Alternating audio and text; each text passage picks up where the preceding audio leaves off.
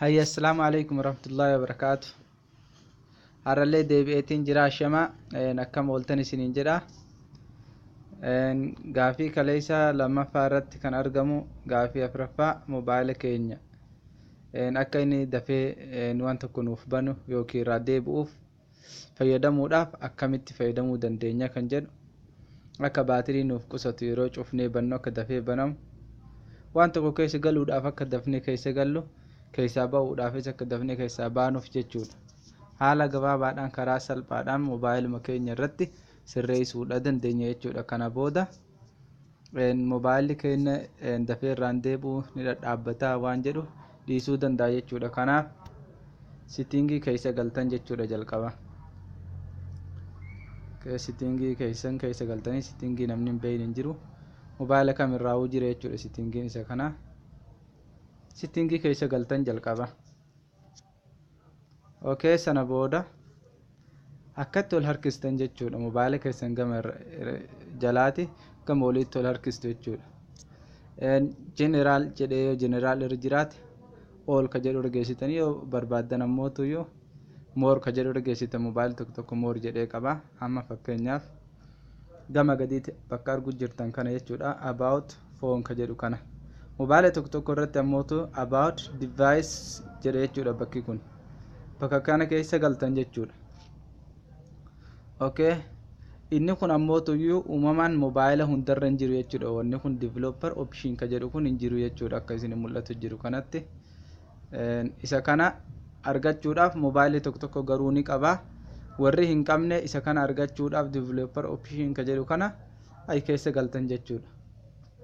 Erga keessa galtanii yeroo about device ka jedhu kana yookaan about phone ka jedhu kana erga bantanii booddee iddoo building number jedhu kana barbaaddan jechuudha.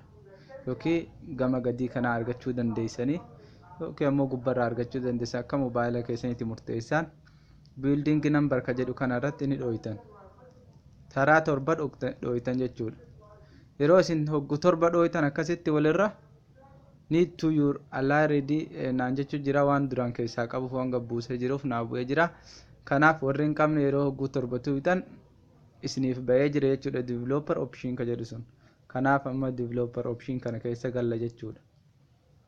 Isa kana keessa erga gallee sana booda USB ka jedhu kana irratti raayitii gochuu qabdan jechuudha. Erga wanni kun baname gubbaa irratti ammoo akka arguu jirtan kana bakka kana yoo duraan ofiirra jiraate jechuudha. Akkatti yeroo bantan jechuudha keessa seentan developer option isa kana raayitii gootan jechuudha. San booda okay gootanii akkuma arguutti jirtan kana USB ka jedhu kana barbaaddanii irratti dhooytan jechuudha. Isa kana raayitii gootan jalqaba. Okay gootan isa kanas ol harkisna. Amma bakka isiniin jedhe bakka silaa barbaadamu isa kana jechuudha. Bakka as arguu jirtan kana window animation scale ka jedhu kana jechuudha. Asittis transition animation scale jedha, animator duration scale jedha. Isa kanneen jechuudha. Bakki mobaayila keenya nu jalaa harkisu akka dafee hin banamne godhu jechuudha. Akka arguu jirtan kana fuula duratti tokko baay'isuu tokko ka jedhu qaba.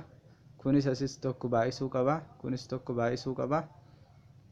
Okay, akkasumatti gad deemtanii as ammoo bakka gadii kanatti background process limit ka jedhu kana irratti dhooytan jechuudha. Asitti isa kanarra yeroo dhooytan no background process waan jedhu kanarra dhooytan. Akka processii tokkollee isin hin gaafanne jechuudha yeroo mobaayila cuftanii bantan. Isa kanarra yeroo hunda amma laaluu qabdan irraa deddeebi'aa garuu amma laaluu qabdan jechuudha. Isa kanarra raayitii gootan. Amma no background process jecha irra deebi'eera. San booda as dhufne jechuudha. Kun wanni cimaan bakka kana animation scale bakka jettu kana sadan isaaniitu kanaafi kanaas jechuudha. Fakkeenyaaf haa dhooynu. Hanga meeqaatti jira? Hanga tokko tuqaa shanii asitti akka argitan, asitti 2, asitti 5, asitti 10 jechuudha. Mee fakkeenyaaf wanna kana soba ta'uu fi dhugaa ta'uu isin garsiisa jechuudha. Amma isin agarsiisu fakkeenyaaf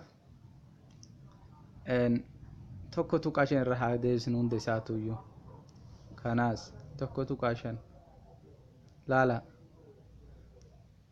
akka harkifataa jiru argitanii mi'a fakkeenyaaf irraa haa deebu akkatti suuta harkifatee deeba laala mi'a amma haa banu sitingii ammallee achitti deebi'eetiin isin garsiisa. Isa kanarra dhaamee 10 irraa geessinu gabaabumatti ka gadaanu kanaas 10 irra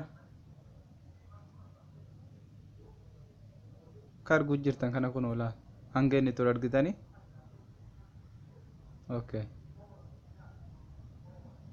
keessaa haa bayu meem laal argitanii ammaas keessaa haa bayu mee bakka feesbuuk haa dhaqu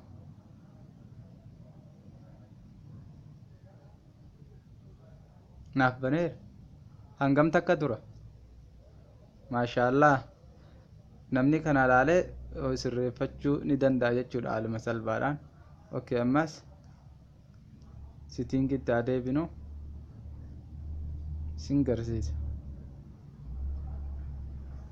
ol harkistanii developer option ka jedhu kana bira dhaytan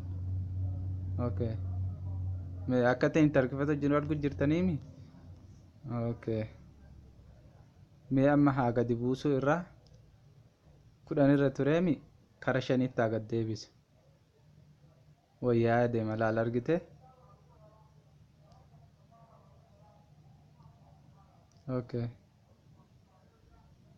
isa kanaas 5tti deebisa kanaas namni keessaa baanu xiqqoo wayyaa'eera amma duraa san irra laal xiqqoo wayyaa'eera waan isin ajaa'ibu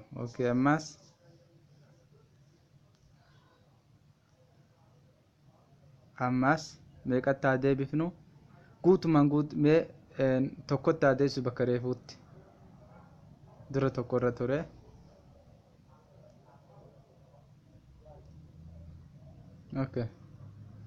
tokkotti deebisee jira tokkotti deebisee jira hunda isaa akka argitan kana amma keessaa baya kunoo reef akkasitti harkifata amma kunoo laal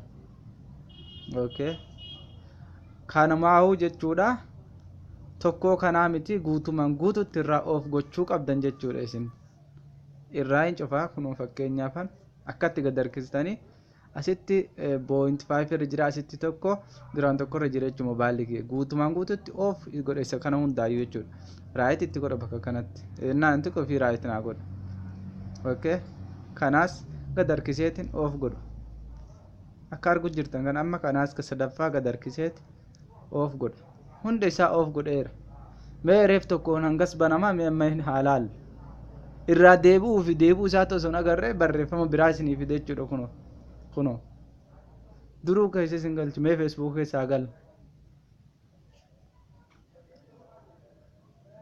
reef akkas harkifatee nuuf deemi laal irratti dha'uuf banuun takkam kunoo irra dhoytanii fi bantanii keessan osoo hin argin isin garsiisa jechuudha banee haala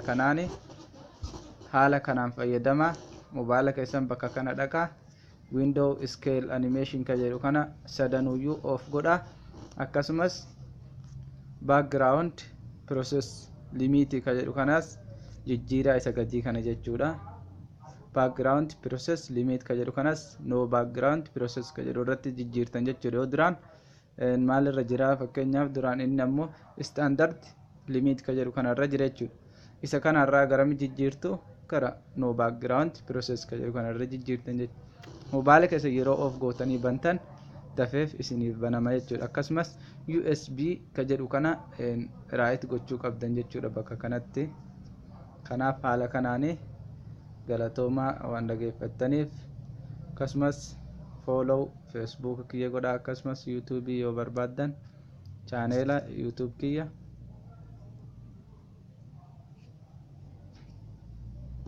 asirra dhuftanii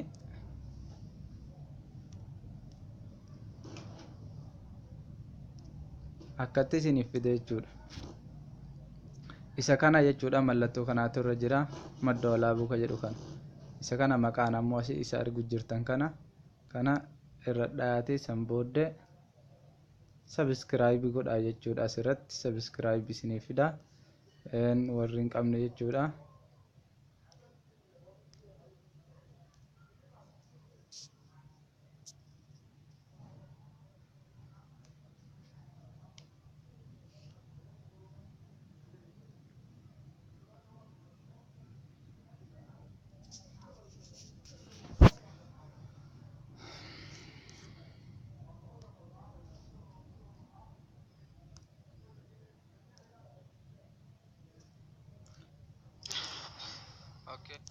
haala arguu jirtan kanaan as bakka kana tuquudhaan subscribe godhaa akka kallattiin isin bira dhufu san booda shares godhaa likes. Assalamu alaikum warahmatullahi wabarakatuh.